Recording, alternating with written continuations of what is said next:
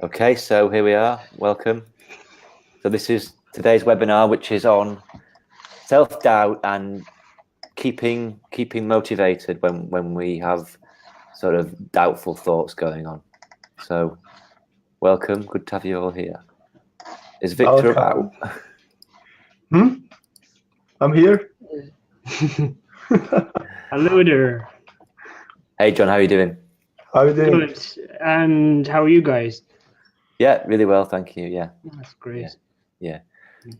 So this came from a post on one of our new members in the group, David, who he said that he's currently struggling with staying focused and making sure the sporadic thoughts of self-doubt do not derail my momentum. I think that's something that we can all suffer with quite a lot. We want to get somewhere. We want to achieve things. We want to set goals and go for them. And of course, the minute we do that, we kind of lay a trap for ourselves because ego is going to get involved. Self-doubt is going to get involved, and we're going to start to attach ourselves more and more to that thing that we want. And of course, as we know, when we attach things, when we become attached to things, we suffer. And I think there's a very fine line between sticking to something that you want and going for it, and getting so attached to it that your advancement towards it becomes uncomfortable and too hard. And I think it's when you get to that point and you get too attached and that you start to lose momentum. So I suppose how to deal with that without, because there's that dichotomy, which is, if I don't want it that much, I'm not going to take action that much. I'm not going to go for my goals if I'm not telling myself that that's what I want. But I think there's an easier way, which is to trust that you know where you're going and you know what you want, and the creative part of you knows that as well. The part of you that's always got your back, that guides you through life, that always will catch you when you fall.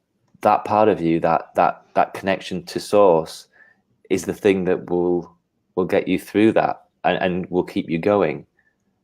And I guess for me, it's trusting in the fact that, well, this is a quote that Jamie Smart said once, which I think is brilliant, which is, you don't need to know where you're going as much as just be able to recognize it when it shows up. And I think that says it for me, really, is that this idea that we use goals as a map to where we want to go. So we look at the map and we go, okay, so I'm here and I want to go there. Okay, and these are the things these are the roads I have to go on to get there. That's fine, but we don't spend our whole journey then staring at the map. And I think it's that idea that we just trust that, yeah, okay, I know where I'm going, and my subconscious and my conscious mind knows where I'm going. So the action I take from now on is going to lead me to where I want to go. But it's when we get stuck in thinking that we have to keep our intellect ticking over and try and work it all out, that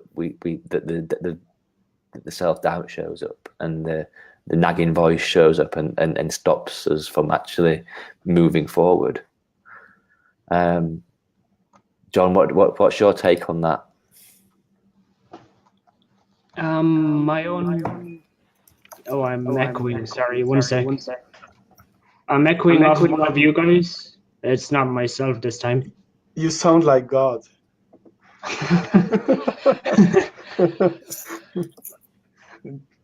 Okay. Am I echoing? Echo. It's not me. I can't hear or see Victor, by the way, just so you know. Victor is there. He's on the middle of the screen. For some reason, Victor is showing up as a clone of me. I don't know why. Well, it's just calling him me for some reason on this. I can't hear him though. I can't even hear him. One sec. I'm going to take Victor out and put him back in really quick. Okay. This is the kind of slick webinars you might expect from us in the Self-Development for Modern Men group. Okay, can you hear and see Victor now? 1, 2, 3, test. Yes. I'm here. Yes. Hey, there you Cool. are. Yeah. All right. I And can't now wait. you're not echoing. Cool. All right, So- John. You had the show. Yeah, I generally agree and was going to say something very similar to what Matt said. For myself, self-doubt came from overanalyzing things and being too critical to myself. I guess sometimes you can become so critical of yourself, you almost end up cruel to yourself. And that's what was really happening to me. My mind got really, really busy, and I really did forget to, slow down and be mindful. Mhm. Mhm.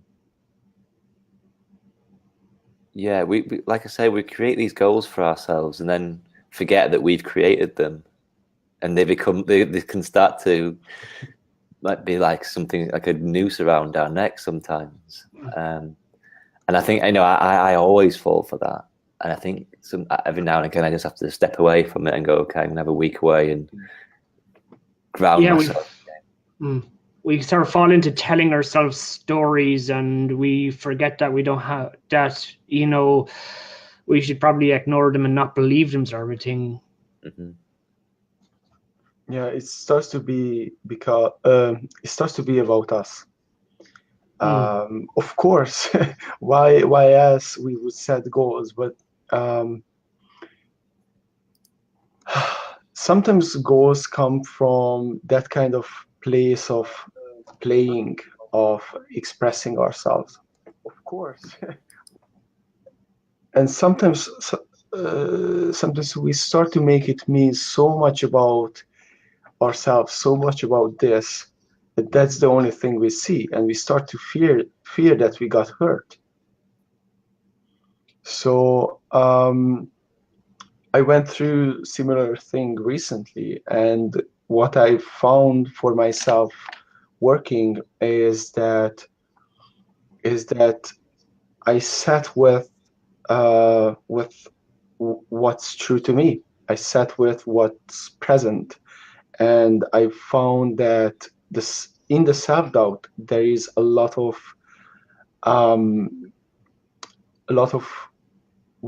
wanting, needing, fearing of losing things, and a lot of beating up myself about just things what I do or don't do.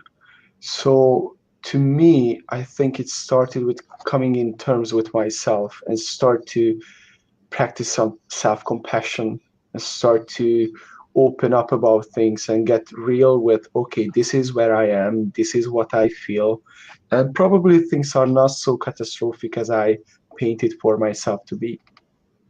Yeah. So then the emotions started to release layer by layer and kind of opened up to the higher truth that, hey, like I just made this whole thing for myself. And self-doubt is just another story that we tell ourselves anyway, in a way, that we get caught up in our heads, getting stuck on these ideas of where we want to be, and that doesn't feel nice. So we start telling ourselves a story about what that means about us as well, and it doesn't mean anything about us. Self-doubt is just you feeling bad because you're having bad thinking about the thing at the moment. But when we slow down and allow ourselves, like you say, Victor, just to sort of be more compassionate with ourselves, even though that looks like the wrong answer, even though we want to get somewhere, and we think, well, surely then I need to go faster. And I think it's that dichotomy that is all important. That idea that we don't have to go faster, because going faster just gets us more and more stuck. And what we're doing, it's like that classic analogy of of ducks. Under the water, the feet are going like the clappers, and everything looks serene on top. And that's kind of how our minds work. They're going. The mind is racing, even though we think that we're not going fast enough. And it's kind of the opposite. It's trying to reverse that, so the mind slows down, and you can actually take more action by doing that. And I think it's trusting that when you slow your mind down, you'll go faster, because it doesn't feel that's going to happen. That's going to happen. It feels like if we don't keep our minds on what's going on and what we want to do, we think that we won't do it. But I don't think that's true anymore. I think the more I see this for myself, that, for instance, I'm writing my novel at the moment, and I've got about 1/5 left of it to rewrite, to edit before it's finished for good. And I got so closed up around it, and I thought, right, I want to finish it by the end of August. And I got so closed up around that idea that I couldn't see the wood for the trees, and I got really stuck, and I got really stressed, and I got really angry, and I wasn't enjoying writing like I have done for the last year. So this week I've just stepped away from it completely. I've just said, right, I'm not going to even look at that book for this week, and I've allowed my system to reset, because what I was doing was I was so closed up around this idea that I wanted to finish. I had no perspective on it whatsoever, and it was becoming like a millstone around my neck, and I wasn't enjoying it. And the minute I just stepped away from it, life opens up again. My heart opens up again. My creativity opens up again. And now I feel, after this week off, that I can go back to my book now on Monday and with a renewed vigor, with a renewed strength. And again, it's trusting that will happen, that when we slow our minds down and get back to center and be more compassionate with ourselves, we'll still be going for the goals that we want, because they're part of who we are. And we don't need to use the intellect to get goals like we think we do always. Yeah, it sort of comes back to, you have echoing again. It comes back to, we have to get into action and just, as you were saying, not get caught up in our personal thinking on it. Yeah. I think it's, like I say, it's fighting that inner voice that says, no, you need to keep at it, you need to go faster. That's kind of the voice of self-doubt anyway. If you don't keep thinking about this, you won't get what you want. If you don't keep thinking about this, you'll fail. Yeah, and I see what you did. You gave yourself some space there to breathe. I definitely agree with everything you said 100%. It's pretty spot on for me. How about you, Victor? Do you have anything to add? Yes, so totally agree. Where I would add is that the beating the self-doubt, like that's the problem, that we're beating ourselves up. It's not fighting even the voice, because I mean that's also part how we bring ourselves down, is like we have these voices and we want to fight it, we want to NLP it, we want to change it, we want to, and I think what you guys said really well, and what helped me as well, is to I actually got to a place where I had to realize, like, I now have to slow down. I have to do something, because I just don't function anymore. So, and interestingly, before that, I always had this, like, I have to go faster, I have to go faster, I have to do it. I cannot allow myself a minute to sleep or rest, because then I will do less. And I spent one day writing one email. I was so fast. And this is the thing as well, though, isn't it? It made me think. Our systems, I mentioned that you allow your system to reset. You can do that by awareness, but your system knows to reset anyway, because you burn out or you become depressed And that is your system going, right, I need to slow down now. I need to reset myself. And how beautiful to put it in that way. Like, just we have to notice what's happening. Yeah. And also, what I want to say is that once you allow yourself to have some space to slow down, and it can be meditation. What worked for me is just really be present what is and start to write. Just start to write down first how I feel without any filters, just to pour it out. And once I pour out what's within me without any filters, I'm just lighter and open up for new possibilities. And then, just look at like how is love part of my life? What's true to me? And just give space, just have a walk, have meditation. And why do we go faster if we create space? Why do we go faster when we slow down? Because the quality will be better. And I think that's the main thing. Like, when we have this sense of huge urgency, we may spin, but the quality will be so low that even if you speak with the right people, you won't show up in the right way. Or even if you do a lot, it won't be that kind of quality that really bring you forward. While if you slow down, you may do quarter of the stuff, but that stuff will make 10 times more impact. That's my experience. Mm-hmm. Mm-hmm. And it'll be from a better place as well. Yeah. Yeah, I think I'm seeing more and more that creativity of any kind, whether that's writing a book or whether it's solving a problem at work, you have to use your creativity to find solutions for things.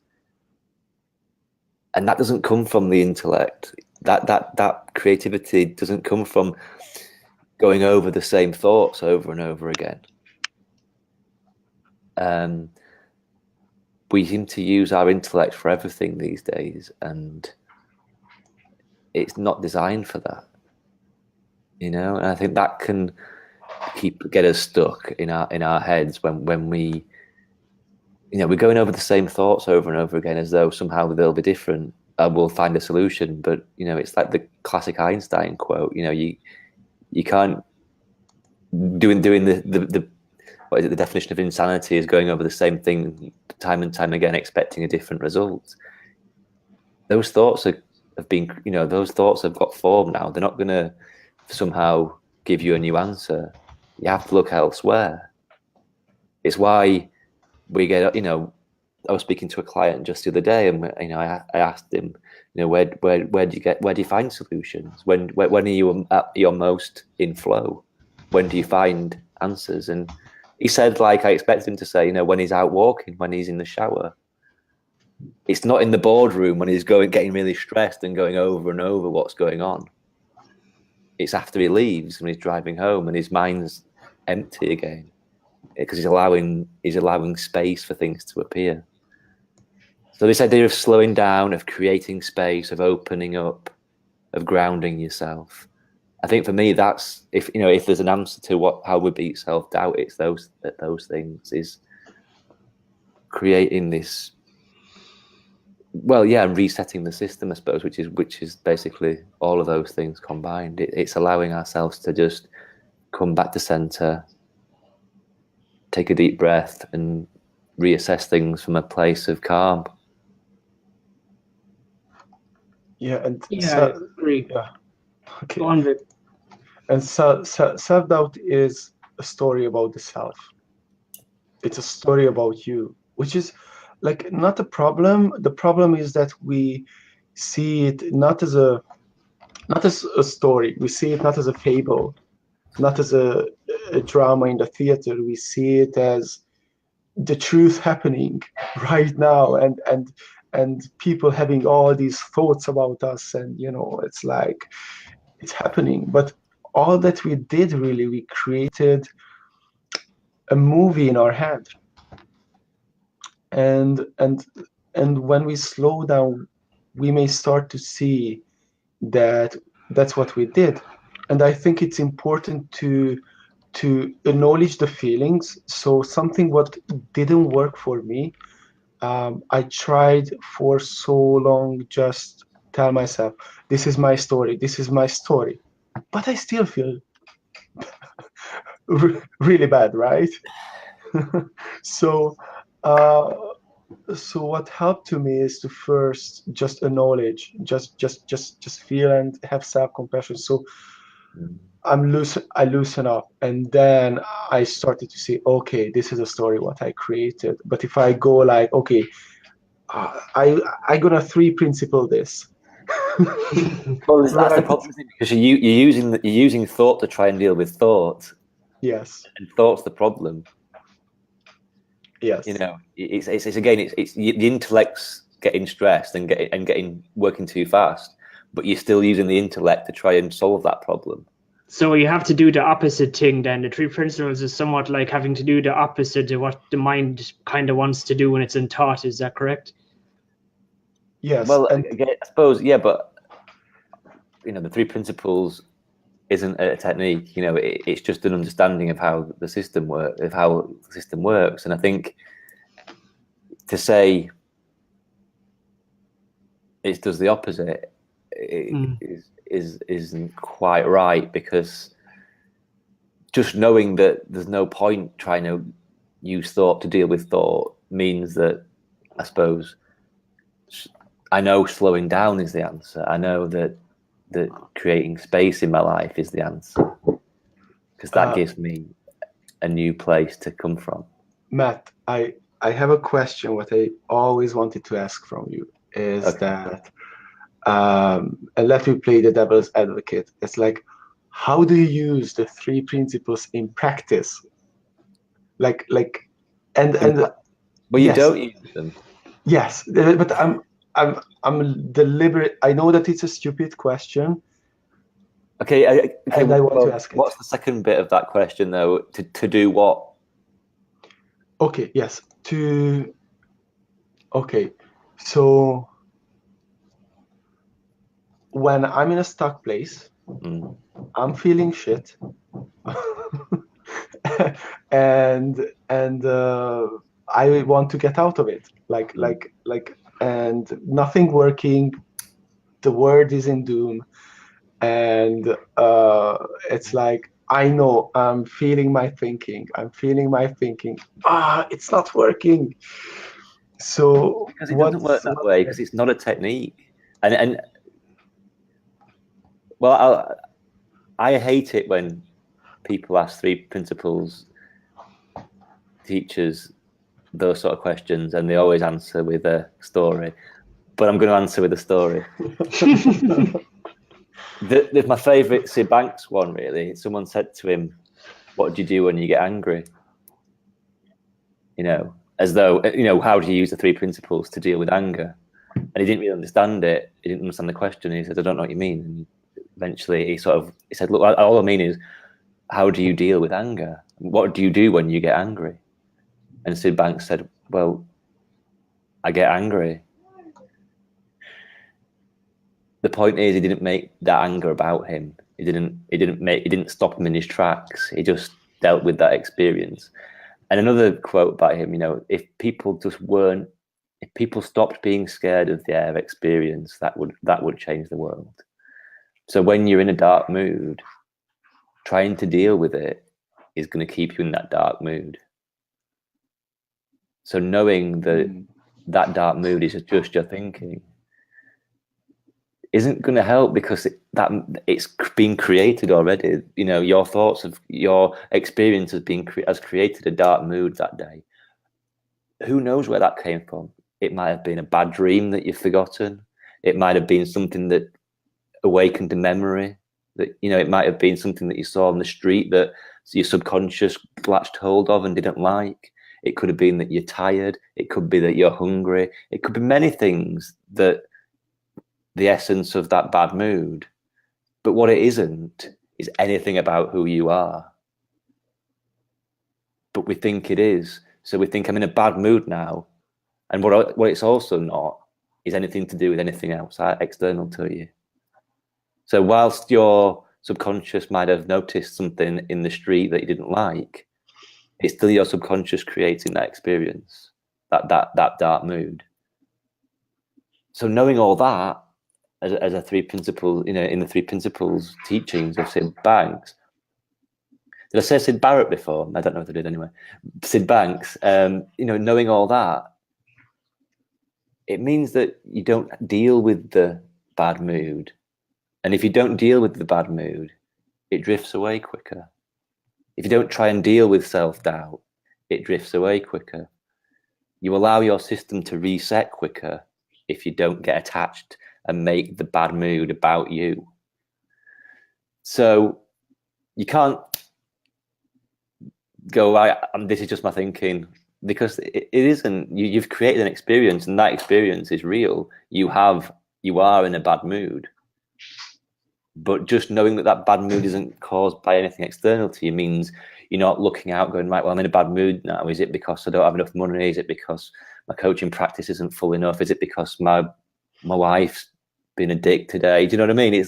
None of those things have caused the bad mood. They just look like they have, because that's the intellect trying to work stuff out again.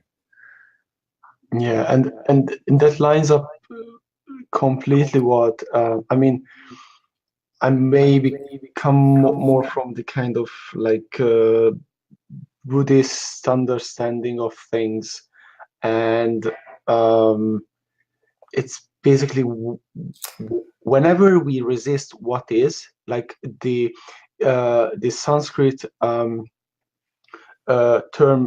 dukkha, which means suffering. Yeah. It means that resisting of what is. So whenever we resist what is, that's suffering. Byron Katie said, whenever we have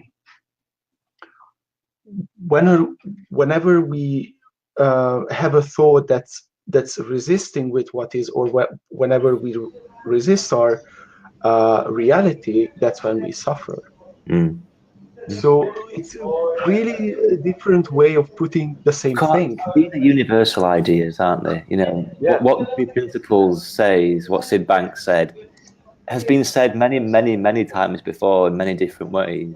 He just created some good metaphors that people latched onto, that sort of made sense to people.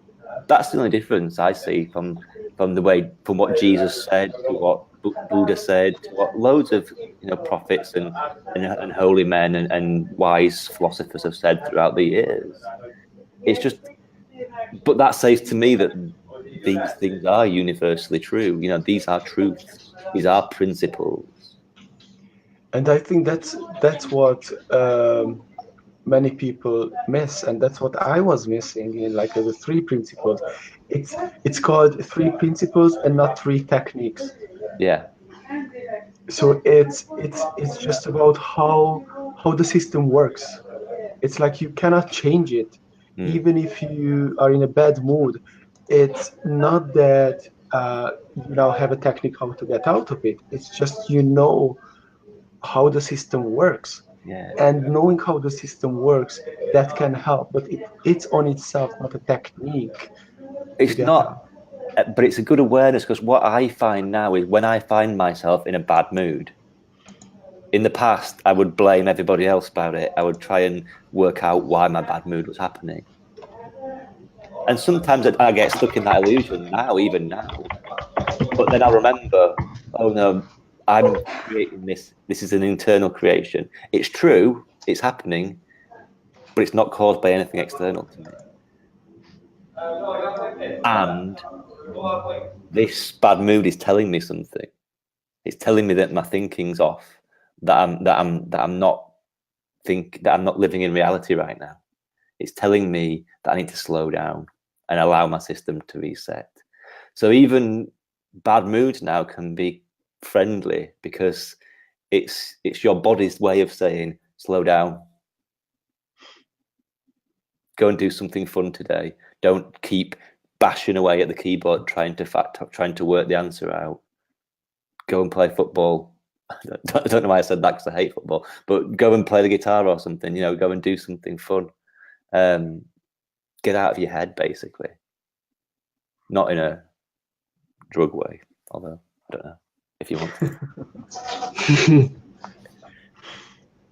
Do you know what I mean? Though I think that's how I see. You know, when you that snap of awareness and you go, oh yeah, I'm in a bad mood, but nothing's causing that really, apart from this. I've created this experience. Then it's like, okay, yeah, well, that's a good sign that I need to have a look back. That's also, John, because you wanted to say something. Yes, I was just going to ask, you say the 3 principles are not a technique. Yes, I had to learn the 3 principles. So if somebody wants to internalize the 3 principles, how can they begin to put them into practice? It's kind of like, I know you say it's not a technique, yet still actions have to be taken. Well, I don't know if they do. I think the more you just understand it, I would say the best thing to do, if you've never heard of this before, or you want to deepen your understanding, start Googling it, watch as many videos as you can, because there's loads on YouTube for free. Michael Neal stuff, you know, even George Pransky's stuff. You know, I'd start there basically. Then look at some of the older sort of Sid Banks stuff. But more importantly, see how this is true for you. Don't use it as someone telling you it and you accepting it, because that's never going to help you see it properly. Explore how it. Try and do experiments, you know, thought experiments with it. Go around about your day trying to see how these things are true. When you do that, you'll start to see life differently. Yeah, I totally agree. I just said I would ask it from the perspective of somebody who hasn't encountered them before. So I'll pretend I'm kind of like the viewer, I guess, and ask from that perspective. Yeah, I think that's, you know, just see. Don't take anyone's word for it. See where it's true in your life, and I think it's at that point when you start to go, oh shit, there's something in this. This is true. You know, I'm not always angry when my wife does that. So if I'm not always angry when she does that, what's the variable? What's the difference between her doing it today and her doing it last week? When last week I found it really funny, this week I found it annoying. What's that? What's the difference? My thinking is different. I had a question. Is different. Oh, sorry, Matt. I didn't mean to interrupt you. I was just going to say I had a question for Victor. So let's say somebody never heard of the 3 principles and it wasn't a thing. So Victor, if you were to help somebody overcome self-doubt from, I guess you could say, a more Eastern meditative perspective, where would you begin? Where would you come at from your perspective? Yeah, I have to say, first of all, it's always different from person to person, from situation to situation. So that's where I'm quite intuitive, or take an intuitive approach of building rapport and feeling like where is he or she is, and what's the kind of the best approach.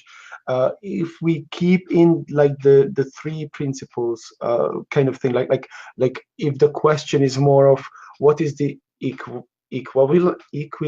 I cannot say that word. Equilibrium. No. What's the same thing in like Eastern? Equivalent. Equivalent, yeah. Is that what you asking for, John? Like, or you just generally like, how do I deal with self-doubt? I just said I would ask so we can have a few perspectives on it. Yes. Matt's perspective being the 3 principles, your perspective, you're a meditation teacher, Victor. So I was just wondering, 3 principles aside, although I know there's similarities and stuff, but you know, what would your approach be? So for example, sometimes we just reframe the story. We just become present how much she beat herself up, and how much it's not the only truth, what's possible, right? And sometimes releasing that kind of pressure, what we put on ourselves, opens up the person to see to see the world clearly and with love again. So practicing self-compassion and becoming clear. Now it also depends like where the person in on their journey. So if they're ready for it, or if it's the right situation, then we may go into the human experience, which is the same thing. We look at how we create our experience pretty much, and then see like okay, I may feel like this, but it's not reality. I found it's a really useful component to be present with the feelings as well, because they can be just so strong and upfront that even if we would have an understanding, we're not willing to let it go. So first to open up about it, let it go, and then the whole vision clears and we open up for higher wisdom. Yeah, beautiful.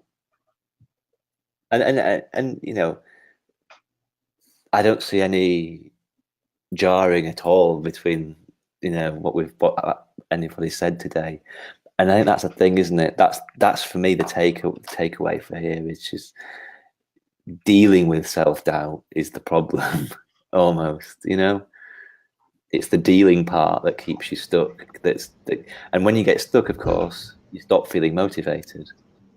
Yeah, and in a way, we sort of you know, we're taught everything as we deal with, and we form this habit of dealing with things in a particular way. And, you know, it's so easy to forget to stop and see if there's actually an alternative, if you know what I mean. Yeah. Yeah. No, absolutely. And that's about meditation as well. So is that meditation is in a way is the being of is something effortless what you do.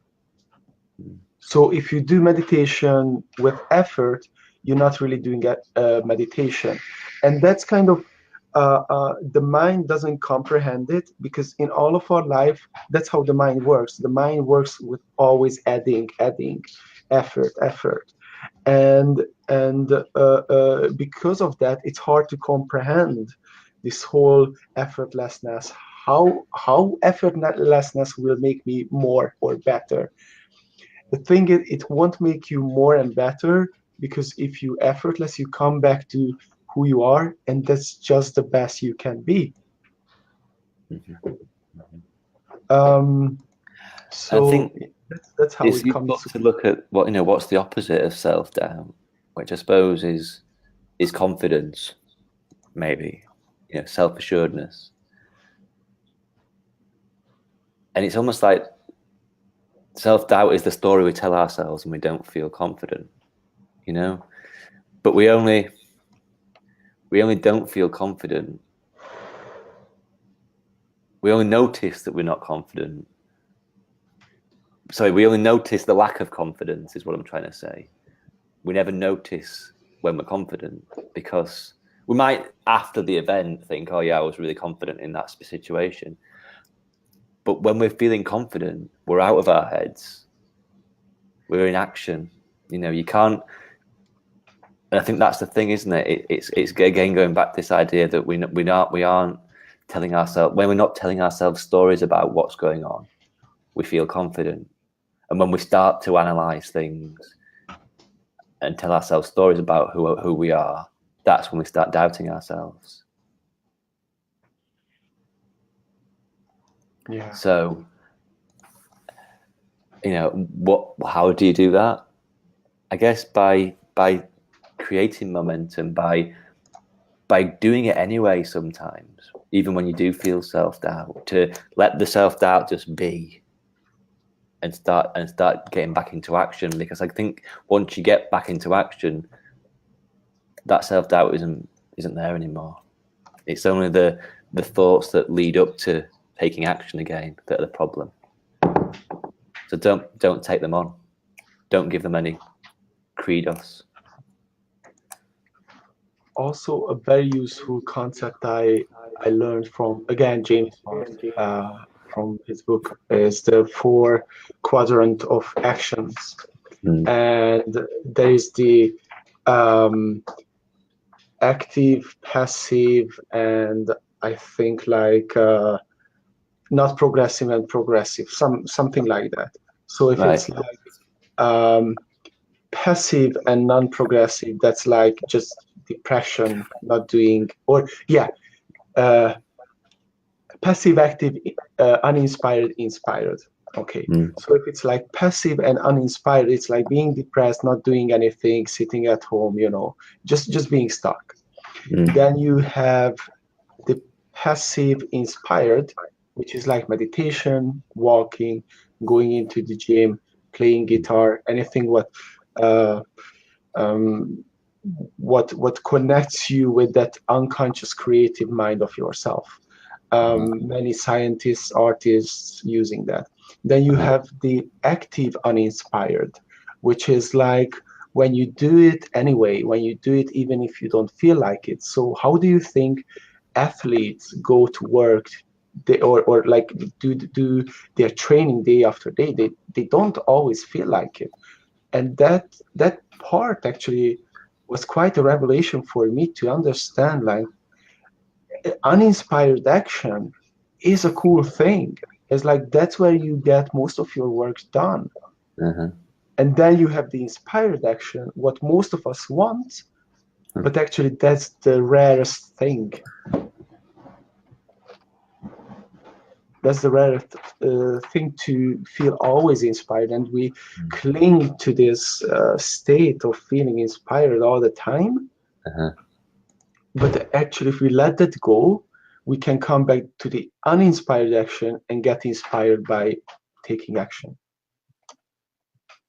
So I guess confidence, another thing I slowed there in, is that when we search for confidence to take action, it's better to turn it around. Take action and allow yourself to not feel confident. And allow yourself that confidence will be a result of taking action.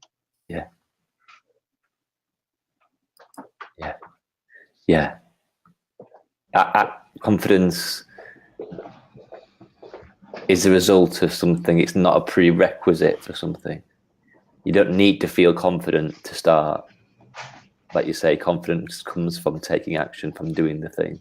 I think sometimes, guys, that people can be so focused on the actual need to have confidence to do things that they just get nothing done. And I actually think in some ways, I don't know if a farce is the right word. Confidence is a bit of a farce because, as Victor said, it's important that we're inspired and that we just take action. And I would say that what's more important than confidence for the most part is inspiration, because inspiration is what gives us fuel, which gives us momentum. And to me, anything that doesn't directly give us momentum to begin with is not as important as those things that actually do give us momentum, because when something gives us the momentum to actually start and also to keep going, like inspiration, to me, any day, that's way more important than any confidence in acting self-assured and, trying to, feel a certain way or make people feel a certain way about me because I'm big, strong, and confident. So inspiration is more important. Absolutely. The inspiration is what we're after. And I think that comes when you slow down and create that space for it to appear, And confidence doesn't exist, does it? You can't take a pill called confidence and put it in your body. No one. I want it. I want 10. Exactly. If you could, you'd be billionaires right now. But you can't, because confidence doesn't exist. Confidence is another story that you tell yourself after the event. And it's only, like I say, when it's only the lack of it that we notice. So what is confidence? It's just being present. It's being present with what you're doing. And that's the other thing, that when we start something, how do we start something? We got inspired, we have a feeling, oh, this is awesome, and we take action. And now what happens almost always is that we start here, we use our feelings as like a justification or feedback mechanism of this is the right thing to do, and it's fine. I mean, that's the natural process of starting something. But when we are in the process, there is another day and something can happen. And there will be days when you won't feel inspired. Now, if you use your feelings to feedback on, okay, this is how I feel, and probably I'm not doing the right thing, you may end up in the law of attraction, feeling awesome all the time. And if I'm not feeling awesome, then the world is in doom again. So I think it's good to know that sometimes we feel inspired because we just in the state. But if we don't feel inspired, are we still committed to do that stuff? Is it still important? Is it more important than feeling inspired? That's a big question, isn't it? I suppose. I think that's the problem, isn't it? That's what we feel we have to hang on to the goal for, is because we think we won't do what we do. We won't do what we want to do. We won't have that inspiration unless we keep thinking about it and get stuck in our thinking about it. I see something here, and I don't know if it's come up yet. It just occurred to me about self-doubt, and I just realized sometimes when I have self-doubt, it's because I fail to stop and actually listen to my intuition. I don't stop to basically ask myself, ask my gut feeling, does this feel right, kind of a thing. It's kind of like when I have self-doubt, a lot of it can be, I just forgot to stop and just do that simple thing. Intuition does come into it as well. Yeah. And coming back to the 3 principles, what I find the 3 principles, well, not that they're a technique, but, that understanding is helpful with is calming, clearing the mind enough so that, we can be more in tune with our intuition, and our intuition will remind us when we need to slow down. If we follow our gut feeling, we can't go wrong, really, and we just have to trust in that. And that's great, John. And I recently had a kind of realization about intuition. And exactly coming from the same situation of being in self-doubt, not being focused, being all caught up, and coming back to slowing down, is that there are probably other explanations how intuition works. But I really like the idea, like when there is the iceberg and 5% is above the water. And that's pretty much how our thinking mind is. We see only that 5%, and we don't see the 95% what's underneath the water. Now, the tricky thing about the subconscious, that it's subconscious, so we don't know about it. And it's hard to grasp because we don't know that we don't know. So actually, we know so much. There's so much more in our brain, in our system, and probably in the connected system, if you believe in that we can all access. Like, we are interconnected in some way. But if you just think about psychology, 95% the information you pick up is there, you're just not conscious of it. So, and that's like 2 different ways of working. When we up in our head, we literally feel a subtle buzzing, a subtle activity up here, and that's when our frontal cortex works, and we're trying to analyze and figure out stuff. Now, when we use our subconscious, what we do is that we slow down. Our thinking slows down. The gaps are more and more, like when the skies clears out and there are barely clouds on it, and then you just simply see. So the way intuition comes up is just simply comes up. It's different than thinking about stuff. Thinking about stuff has a process. It's that kind of efforting. That's how we get used to solving things. Intuitive solving things It's slowing down and it just comes up. It's a different way of thinking, if you like. So that's why when you slow down, connect to your gut, as John said, is you see the solution because it was always there. You just cleared out the sky and you see it. It's there. So yeah, I think all what we talk about from different perspective is to how to ground yourself when you have self-doubt. Self-doubt is nothing else, just a losing of grounding. We can explain it in many ways, and I think that's what we did. And I hope that it connected to you in some way. And feel free to ask questions if something wasn't clear. Yeah.